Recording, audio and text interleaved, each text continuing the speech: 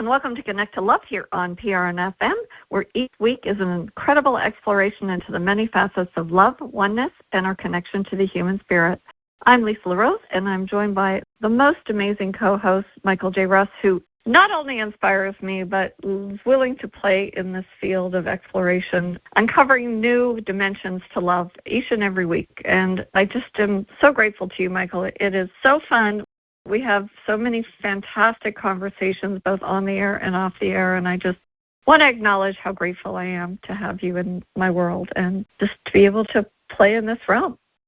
We have lots of new things to discover on a continuous basis, right? So true. And and I love playing. It's so much fun because we both learn from what we talk about. It's coming together once a week to have this conversation about what not only the topic that we come up with, but the other things that we've come across that have correlated with the topic that we're talking about. Separately, we listen to various things, and we're always sharing different takes on the same message of love and oneness and kindness and lack of separation, coming together, harmony. And it's so cool to get to have this conversation and kind of ferret out these ideas and which ones that we are using now and want to adopt into our life. And hopefully our listeners will join us in this exploration that we have and share it with other people, because I think it's something, what we have is definitely something that the world could use right now and to reshape itself, to reshape its consciousness. And so it's beautiful. Thank you. That's very well spoken. Thank you for that, because I was thinking today, you actually shared something with me. You said that you do not like any videos of content that you don't wish to see, so that you don't get that suggestion in the algorithm, which I think is absolutely fantastic, which is why I don't choose to watch the news. I acknowledge events, but I don't anchor into them. And after the conversation we had earlier today, I kept thinking about this algorithm, and maybe there is a subconscious algorithm from the universe that you and I, and from source, that you and I are receiving, because it seems that you will see a video and then I will see one, and they all connect, and they all have, even though it's different speakers and different topics and different interviewers, they all have these common threads. And one of the ones that I really absolutely loved, and we watched it a few weeks ago, so it's really actually revisiting it, was a Next Level Soul episode with Sara Landon. And there were so many interesting things that not only she said as a human being, but the council shared about humanity that really spoke to me. And I thought, I want more of that. I want more of that in my life. And one of the questions that she posed, or I think it was she, I don't think that the council were speaking, was the idea that when we come here, we don't come here to get love. We don't come here to give love. That in fact, we are the source of love. And that in order to be the source of love, we have to be the source in our own life first. So that kind of got my wheels in my head turning, and I sort of thought, well, what if we've been asking the wrong questions? Because many of us go on to dating apps, or we're seeking validation through different things. And maybe the question isn't, how do I find more love? Maybe it isn't, who will finally love me for me? And maybe it's not, how do I get the love I deserve? But maybe, perhaps, the real question is, how do I become the source of love itself? Which I think is such a powerful question for each of us to ask ourselves. And if we become that source of love, just imagine what an amazing world we could create. I really love the idea that that's what we can be creating, and that's why the council's message spoke so much to my heart. So if we're not here to get love, and we're not even here to give love, we are here to be the source of love, I think that really changes everything, because in the broad scope of things, I think you can apply it to so many aspects of love. For instance, kindness. Kindness isn't something we occasionally do. Michael, you emanate kindness and joy and love wherever you go. It becomes who you are. And I recently spent the last month visiting my brother in the hospital. And as I walked past the different rooms, I just sort of said a silent prayer for people and just tried to send them some positive energy. And that was my way of sharing compassion for what they were going through. And compassion isn't something we practice. It has to come from that source. I think love is sort of the same way. It's not a transaction that becomes our identity. And there's so many things that we had a conversation with Carol Collins and the teachers that they shared about this topic. And I'd love for you to share your thoughts, because you and I can listen to the same thing and we tune into completely different aspects. And then we have these incredibly powerful conversations and build on it. And the idea just grows from there. So I'd love to hear your thoughts, Michael, and I'm really excited to learn and discover new things from you. Thank you. I really appreciate that. Wonderfully said. Let's think about this for a second. Breaking it down. How do I become the source of love?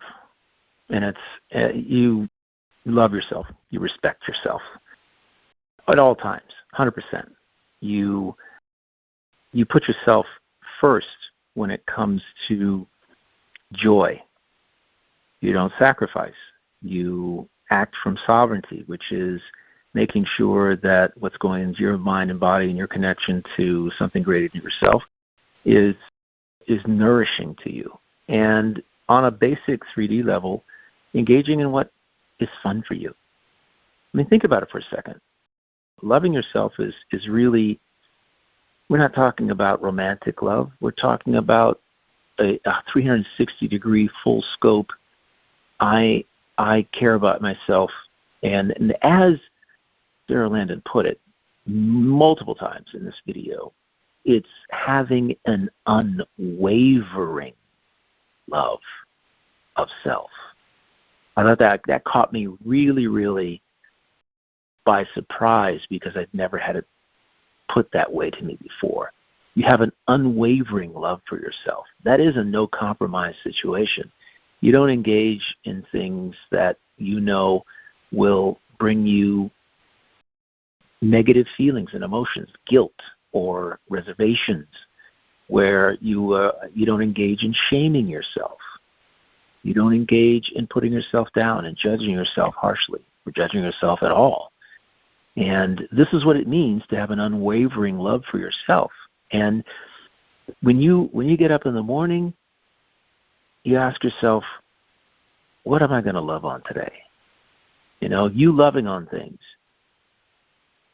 builds that love within you, because you're loving on something that brings you joy, right? And even if that thing isn't what you really wanted to do, but you know you have to do it because it's part of the 3D world, part of life, part of maintaining your home or this or that, you figure out a way to find joy in it, to make it fun for yourself. Maybe you learn a new skill that helps you get the job done. Maybe you ask for somebody else's help and you learn something new. Maybe you get involved in it and you find, hey, I like this. This is really cool. At the end of it, going through all that, regardless what your process is, there will be a tremendous sense of satisfaction in having done it. That's also part of an unwavering love for yourself. Your appreciation of yourself. You're building your whole consciousness around loving yourself and making choices and decisions that align with that align with the love that you have for yourself. And so that's what I know I do.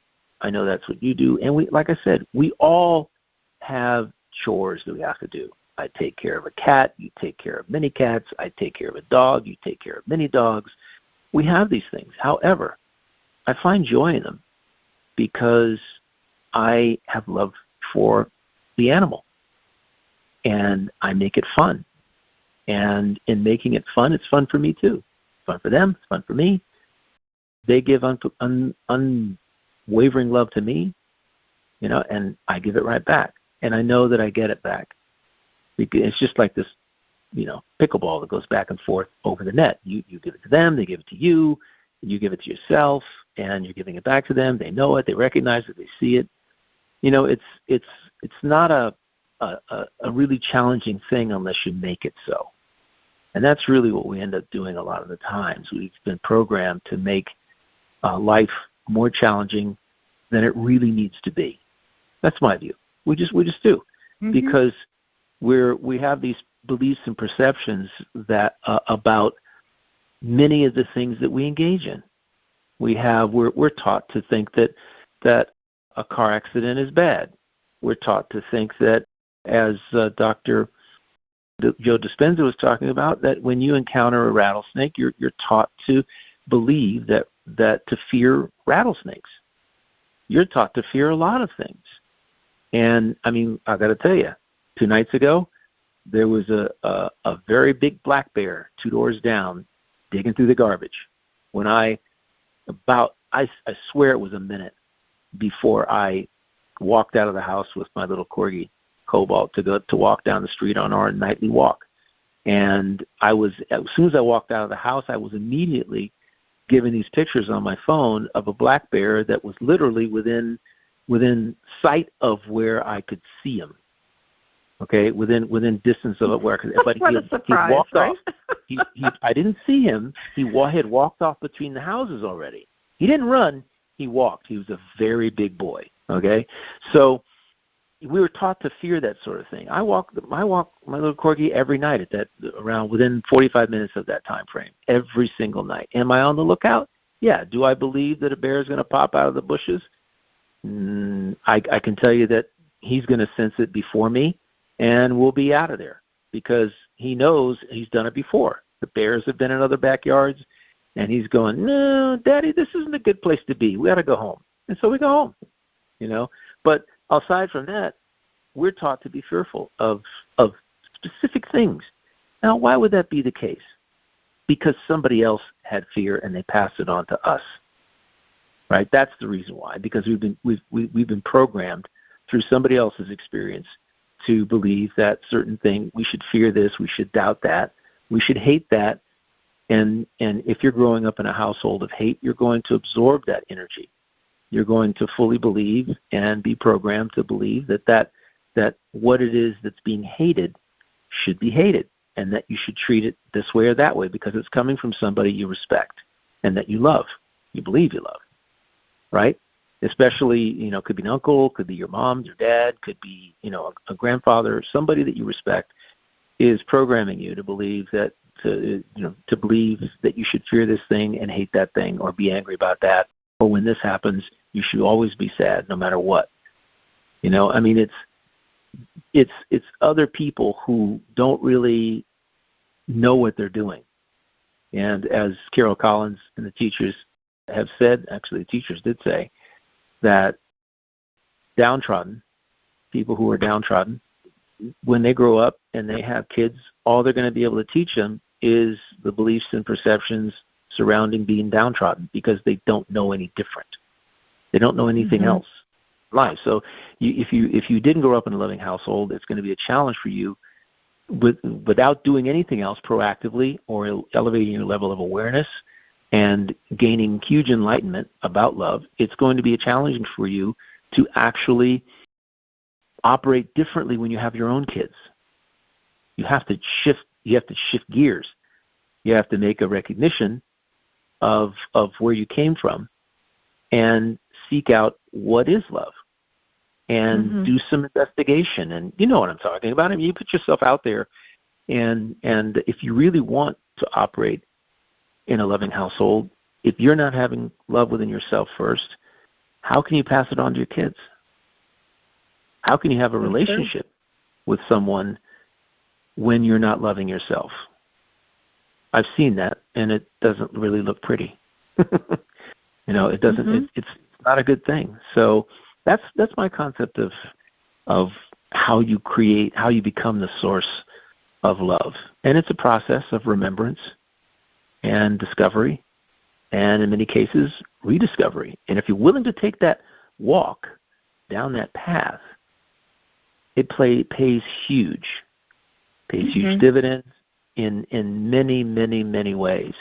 And so, I've seen this. We've seen these transformations, you and I, people who came from a lack of love to an abundance of self-love, and the change is dramatic. It's miraculous, and as long as people know why they're doing what they're doing, because as Sara Landon and the council said, it's to be the source of love. It's to project it out. It's to be a resonator. And I guess another way that she put it, which I thought was really, really loved, was being a source of energy. You're being a source of energy, because love is energy, the highest level of energy in the universe. It is energy, the highest frequency, the highest energy. You're literally a beacon.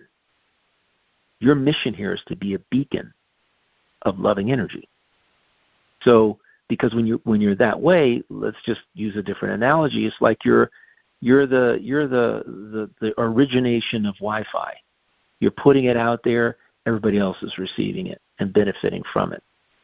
That's probably an interesting. That's a great analogy. I love that. Yeah. Love it. Love it. Love it. Yeah. So that's cool. That's my take on it. What's yours?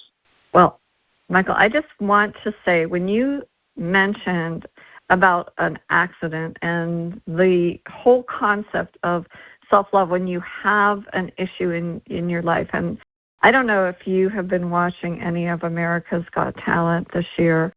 There was a young man from Spain, his name was Ruben Bustos, who came out on stage, and he had another gentleman, and he introduced himself and talked to the judges, and then next thing you know, you saw him walk off stage.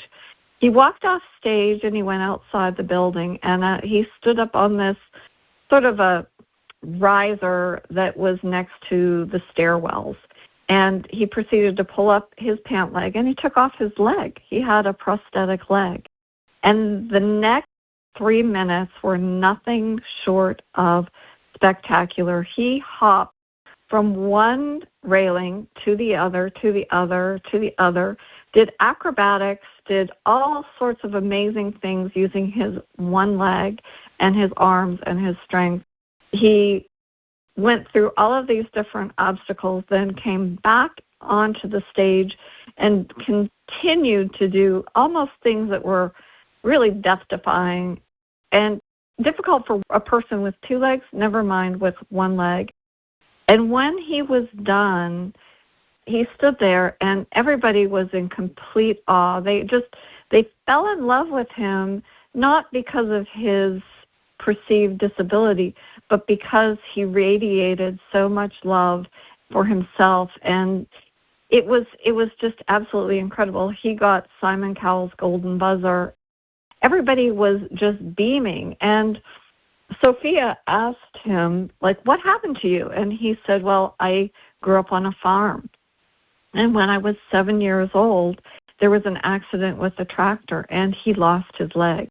Now, this, to me, was really exactly what you're speaking about. Somebody who took the initiative and said, you know what, I am going to do grand things with my life. I am going to be a shining example of what it means to love myself no matter what the perceived obstacle is. And really, he was truly that source of love. He emanated that, and everybody felt it.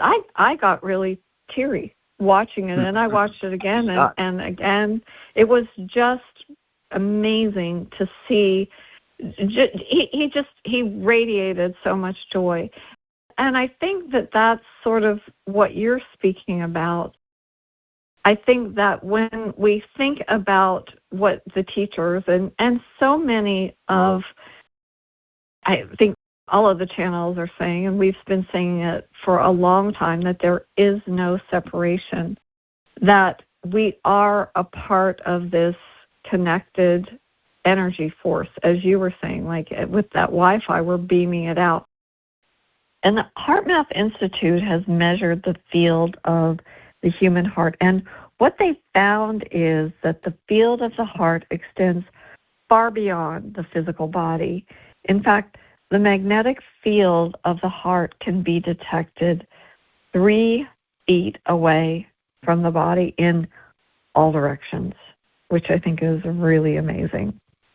And I like to think that if you take your energy and combine it with my energy, and then it becomes this massive field, and if we're all emanating love, that is really where we want to be. But if I am outside of that and I'm searching for love, it's kind of like being in the middle of the ocean and looking for water.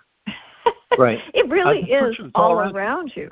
I agree. Right. That's beautifully said. It's all around you.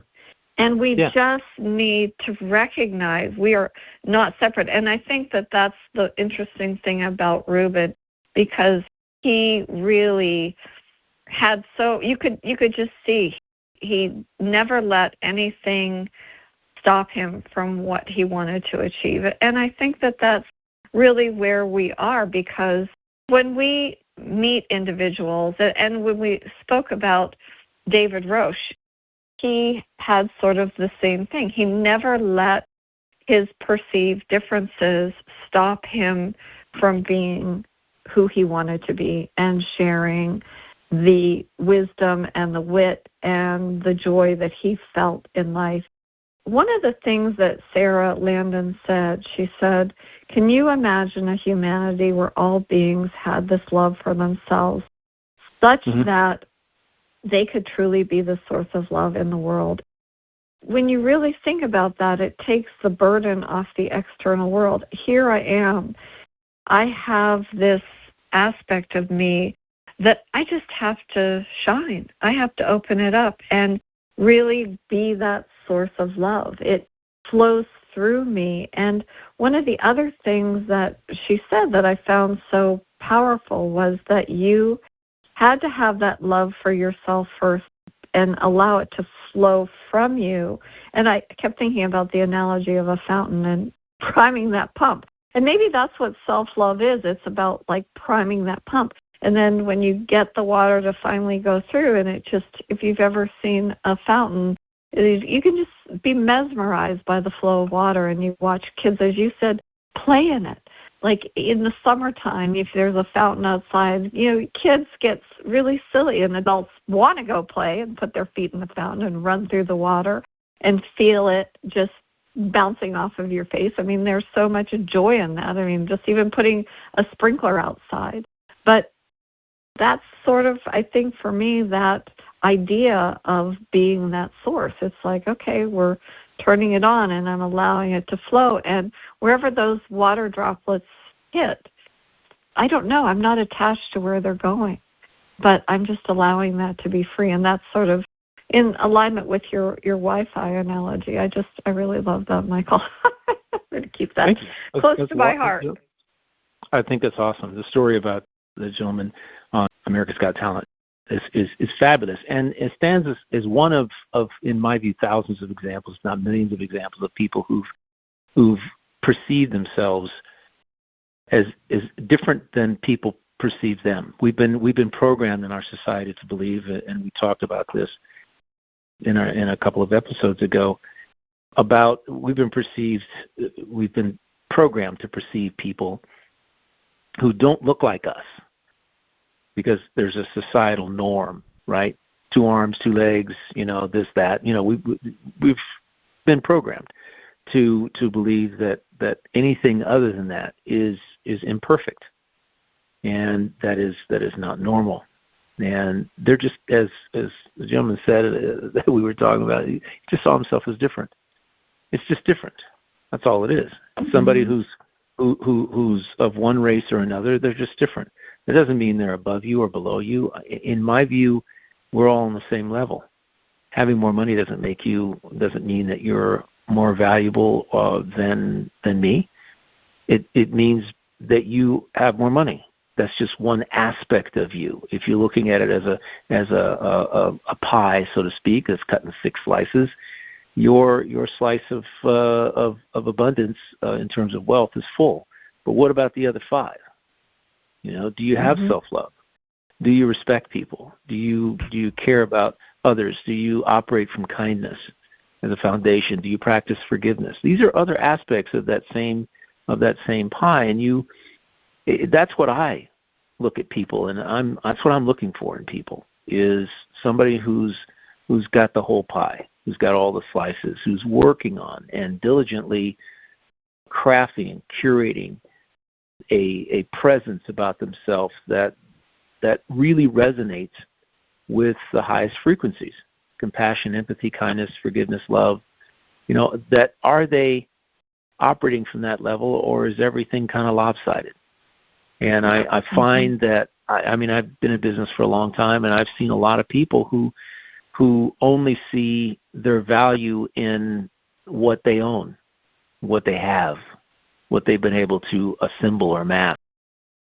And these are the same people who don't have a loving relationship with their family, or friends for that matter. Everything is a transaction with some people. And when it comes to people who are different from us, I'm looking for. Let's put it this way: when someone tells me, "Oh, I have a son or daughter that's on the autistic spectrum," I don't say, "Oh, I'm sorry." I say, "What's their gift?" That's Absolutely. my question. I say the same thing. What's their gift? Oh my gosh, you guys. Yeah. Right? Yeah. What's their gift? Because we're not taught to ask what the gift is, and there are gifts. There's different gifts. There's a reason why they are the way they are, because we are. What I wrote down when you were talking was, we are not privy to another person's story. We're not privy to another person's mission, their soul's mission, the reason why their soul is here. So to say when someone's experienced some sort of tragedy in their life, "Oh, I'm so sorry for you. I feel sorry for you," and all of that, you're going like, "Well, wait a minute. Why should I feel sorry for you? I love you. I care about you. This is part of your story, and I don't know where this fits in, because it's none of my business. It's none of my business to know why they went through what they went through. I just know that it was for a reason, because nothing is random. Nothing's by accident. There are no coincidences. Things that every aspect of your day, every moment of your life is not random. It's part of your story. It's part of your story based on how you perceive it, how you respond to it. It's part of your story about how it impacts your beliefs and your perceptions around it. There's, it's the old adage of life is happening for you, not to you. When you come at it from that angle, you see that everything has value for you. Everything that occurs, everything that you encounter, everything that you see has value for you, if for no other reason, to discern what you prefer and what you do not prefer, what makes you feel good and what makes you feel the opposite of feeling good. So you can turn yourself to go your ship more towards what's fun, what makes you feel good, that sort of thing, and literally know that you prefer that experience, right? Sandy and I go visit someplace, we go, okay, we've been there, we've done that, we liked it, but that's not where we prefer to go again. It's not a place we're going to go through twice. And we'll say that sometimes, right? In other places, we'll say, "Oh, that was so great. I want to go back there and experience it differently, right, than before." And we'll go do that. Turkey's one of those places. I've been there like 5 times, lived there. I mean, it's got such richness about it from a cultural perspective, from an archaeological perspective. History is not too far from there. Tigris, Euphrates, Sumerians and all that. It's not too far from there. And all that culture bled into that particular area of the world. And to me, that is fascinating. I get excited when I can talk about it and be there and experience that. However, it may not be somebody else's cup of tea. If you know, I don't prefer that. I prefer to be on down in Puglia, Italy, hanging out on the coast, Amalfi Coast, and I love the water and everything. You know, that's fine. And that to me, that's awesome. Everybody has what they consider to be fun things in their life. And when you start surrounding yourself by more fun things, the love and self-satisfaction that you have for yourself, satisfaction you have for yourself and appreciation resonates without your even doing anything else. I mean, this is not, we're not talking about, you know, building a house here within yourself. That's not what we're talking about. When we say being the source, becoming the source, there's nothing that you have to build. I'd like our audience to at least understand. It's not something you have to build. It's not something you create. It's something that it's a byproduct. In my view, it's a byproduct of how you treat yourself and the choices that you make, right? It's a byproduct of that. It just occurs naturally when you do other things, when you're kind to other people. You're actually doing to others as you do to yourself. You're kind to yourself, you're kind to other people. You love yourself, love other people. You look in the mirror, you say, hey, I love you. Doesn't matter what happened today. It doesn't matter what happened yesterday or what happens tomorrow. I treat you with love and respect. And you're looking in the mirror saying this. I treat you with love and respect and kindness, and let's go have some joy. Let's go create some joy. Let's have some fun with everything. So, you know, to the people who don't find joy in playing golf, I tell them, don't play golf. What else do you like to do? Oh, I love jet skiing. Well, I would be jet skiing most of the time, right? If that makes you feel alive, if that's fun to you, if it's the thing that excites you and that you're really passionate about, dive into it with both feet or 1 foot if that's all you got. Do it, right? Just go do that thing, right? Absolutely. I mean, that's why most of the time I'm listening to different things and reading books. I mean, it fills my soul to learn. I love learning new things, and I love the opportunity to share in conversation with individuals that have a different point of view so that I can, again, learn something new. And maybe there's a perspective or an awareness, as you had said, that I had not thought of before. And one of the messages I really love in one of the most recent books that I have been listening to right now, which is one of Dr. Joe Dispenza's books entitled New You, New Life. And one of the ideas that he speaks about in the book that I am so glad that he addresses is that we are conditioned to believe certain things. But we don't need to put stress on the body or stress on the heart by going into these lower emotions such as fear or scarcity or you name it, that we just instead acknowledge and create an awareness. Yes, I do see that, but it's nothing that I'm choosing to participate in right now. And I'm glad that you brought up a lot of individuals, and I think that's really where this cycle of looking outside ourselves for fulfillment is, that we think that we need a bigger house or the right shoes or whatever it is because of what we're seeing online. And it sort of has caused things to sort of become transactional, that there are limited resources. We have to earn or trade or secure something from somebody else. But that's not what love is. That's not what being the source of love is in itself. As you said, we recognize that we have this ability within us.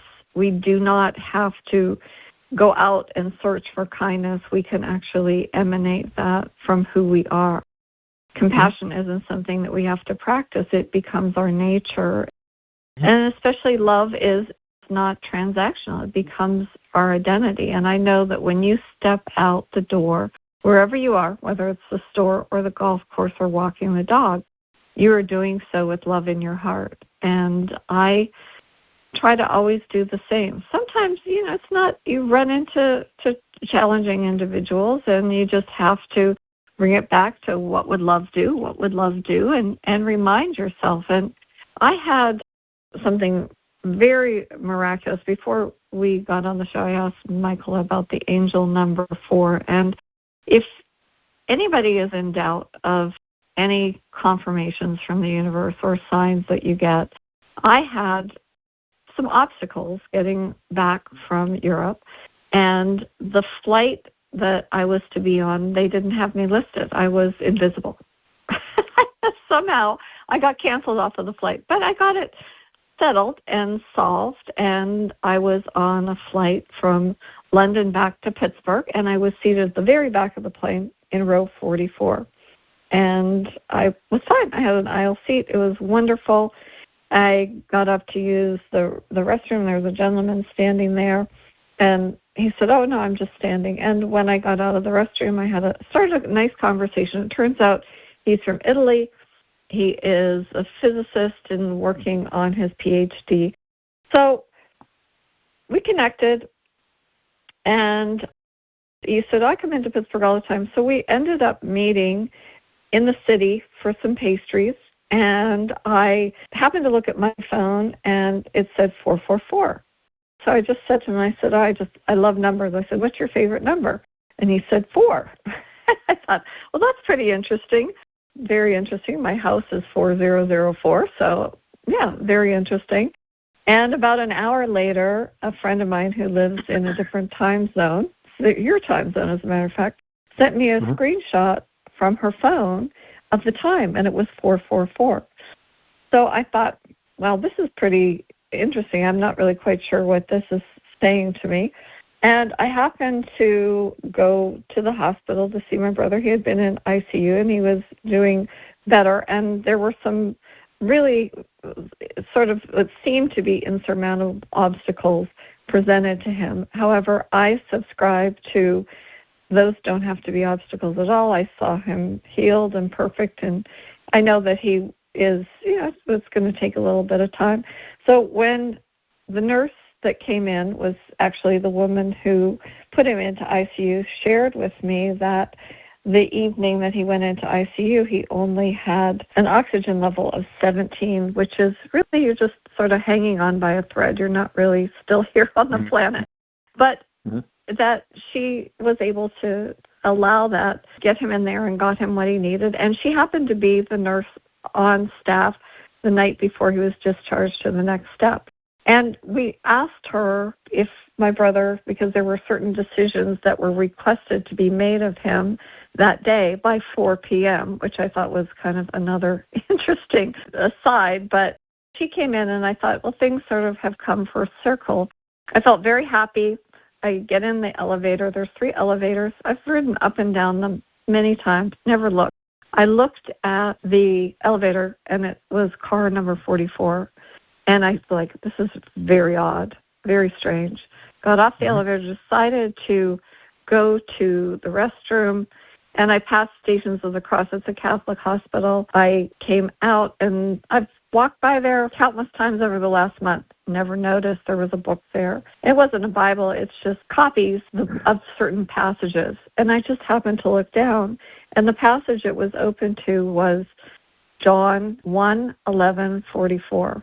And I took a picture of it, didn't really think of it. I sent it to my friend, who actually happened to read it.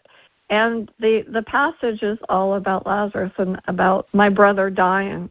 If only you were here, my brother would not have died. And the last line of it is Jesus bringing Lazarus back to life after 4 days in the tomb, which was another 4.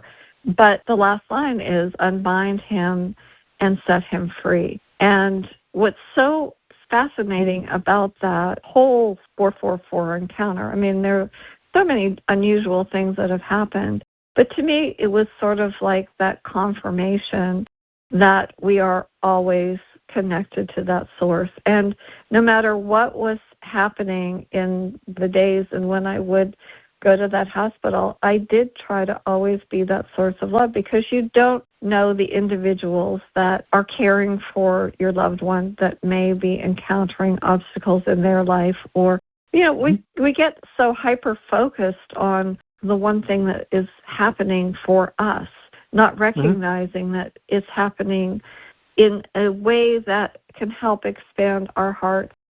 Also, maybe it gives us the ability to have more compassion for someone else, or perhaps it opens the doorway for us to be able to show kindness or empathy to another human being, or who knows why it's showing up. But does it really matter why? Or is it more important that we're given the opportunity to truly be the source of love? You know, the whole series of events that unfolded really got me thinking exactly that, about the idea that we can be the source of love. And so when I re-listened to the Sara Landon video, and I thought, we really are coming to a place in this world where we are recognizing that we are not separate and we don't have to search outside of us, and that it really is all here for us. And so, anyway, that's my very long story, but I just think that is part of that connection. And really, when Sara asked, can you imagine a humanity where all beings have this love for themselves? I think that that's part of that. And what are we imagining? She always mentions heaven on earth, and I do believe that that's where we're headed, and we all get these little signals and signs that remind us that we are and we can be that source of love. And sometimes it is very important to recognize that you need to be that source of love in your own life first. So it is so and true. As you said, unwavering. I wrote down unwavering. I love that. I'm gonna. It's such a beautiful word. It's such a gorgeous, and it's really applicable. It's unwavering. It's a word based in sovereignty. I am unwaveringly a sovereign. I do not do things and engage in things that violate my own sovereignty. I don't give away my power to whomever it is that's out there. I don't brand myself as a victim of something which immediately abdicates my power. It's like we have to really do this. But what I was thinking about when you were talking there is that, I remember it made me think about what in the last 8 months of my mother's life when she was in the hospital, or in a convalescent hospital, or in the actual hospital. She never went home after September. Just where she was staying at my sister's house, it just didn't happen. And it was just every time I went into these places, my goal, my mission was to bring the light, because these people are the people who work in these facilities have chosen this profession to help people. It's not for the money. They do get paid decently, but it's not for the money.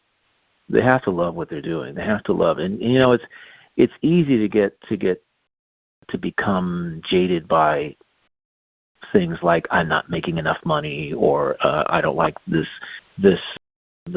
person, the manager who's above me, or the owner of this place. It's easy to get caught up in all of that. And if you're really unhappy somewhere, there are many places to be. It's a growth industry, right? So you don't have to be in a place that is unloving, where the soul driving force of nature in that facility is money, and how much it either costs or doesn't cost the facility itself. I walk in and I'm like, let's give love to everyone. The person who's taking care of my mother, the people who aren't, the person who's making food, delivering food to my mom, whatever. It's like let's let them know. My mission was to let them know that love exists and that I appreciate what they're doing, regardless of how they feel about it. I appreciate you. And I think it's funny, because I find myself, instead of saying thank you, I now say I appreciate you. Oh, I love just that. Sincerely. I don't bother to say thank you anymore, because it's kind of rote. It's like that's what everybody expects you to say. And it's lacks meaning now in many cases, because people can say it in an insincere way. But when I look at you and I say I appreciate you, it takes people by surprise. Well, thank you. They say thank you back, because they don't hear that. I appreciate you and I appreciate what you do. Thank you. And that's it. Even somebody on the phone, customer service, that's what I tell them. And I understand that love and compassion that emanate from me, they go through the phone lines. It doesn't matter. You don't have to physically be someplace. I learned that 4 decades ago in business, that you can, when you're talking to someone on the phone and you're emanating love and kindness, they're picking it up on the other side. They know. Mm-hmm. And I know when they're emanating it and when they're not. And when they're not emanating it, my mission is to find out why. You sound a little, what's going on? And just listen. And I was, my friend in Zambia who I met, listens to this podcast religiously, and I tell him when I have a podcast, and he listens, and he's wonderful about doing it. And I'm not going to go into details because it's part of his personal life, but he needed to speak to someone and about something sensitive. And I said, listen, you can say anything to anyone about anything. If you just say it with 4 things: love, empathy, compassion, and kindness. You can say anything to anyone. Nobody can fault you for saying something, even the worst news possible, that they take as the worst news. It's because let's understand that when you say the worst news, they may perceive it as the worst news, or you might perceive it as the worst news, and you're approaching it, the conversation, as if, under that perception, as if you believe it's the worst thing they could ever hear, which in my view is a mistake. You can say anything with love and compassion and empathy and kindness, and understanding that when you do that, you are being true to yourself. You're being in harmony with the universe. You're being in harmony with loving yourself. Right? You're the source of love when you're saying what you're saying in that way. And again, people can't come back at you and say, you're doing me wrong, whatever. And I also said one other thing to this gentleman. I said, my friend, you do that. Love, empathy, compassion, kindness. Say what you need to say. However, you must understand that you are not responsible for the way that what you say with love is taken. It's beyond your control. Right? So as long as you say it with love, and again, empathy, compassion, kindness, as long as you say it in that way, with those energies, you're not responsible for the way it's taken. Right. And, because you're not intentionally being cruel to someone. You're not intentionally using negative energies, to convey a message to someone. And it's not, you have to simply say, okay, I have empathy and compassion for what I have to say. It's not my responsibility beyond that, because people will take whatever they take based on their own experiential wisdom and what their own beliefs and perceptions are about what you're saying. That's all. It's nothing you can control. But you have a good heart. You're coming from a good place, a loving place, and that's it. And of course you can decide, you can choose to not say anything at all because there's no need. It has no relevance. Right. Mm-hmm. Right? You don't have to say anything. You're right, Michael. It's just, it's so brilliant, because the other aspect of that, when you are the source of love, and I love that you said that you're not responsible for how somebody reacts, because somebody may act out of frustration or anger or a feeling of lack. And I don't know if you remember this in the interview, but Sara Landon said, start by dropping judgment and then ask, what is this really about? And most of the time, and you and I have said this, it's an unconscious habit of denying love for ourselves in that moment. And oftentimes what the person is looking for is to be loved, to be seen, but really to be loved. So when we are that source of love, we don't need to control what's going on in the outside world. We don't have to control how that other person reacts. We don't have to judge it. We just have to drop into our heart and know that we had an honest, open conversation. And however it's received, you hope that it's received in the intention of coming from a loving place. But sometimes it's not. And you just have to step into your own sovereignty and know that in your heart you did the right thing. Yeah, I agree, 110%. And, what was wonderful is that, to finish this little story, is that my friend had this conversation, and it was as loving on with both parties as I don't know if before our conversation he would have imagined that it was causing some angst, and until we spoke. It wasn't, but here's the thing. Again, our perception shapes the experience. So if we go into a conversation with news that we perceive will not be taken well, we're making a judgment that about how the other person is going to react when we really do not know. We don't know how they're going to react. We know that we can only control what we do, how we act, and what we think and how we feel. So, and what we say. So this is something that when you frame whatever it is that you have to say from love, you drop the judgment of how you feel it's going to be taken, you allow the freedom, that other person, the freedom energetically. You're blanketing them in love, so that when they receive the information, they know where it's coming from. They can feel it. It's not a matter of what you say. It's how you say what you say, and it's the energy that you project when you say it. That is what's important. And that's what I told him, and it turned out to be a really awesome thing for him.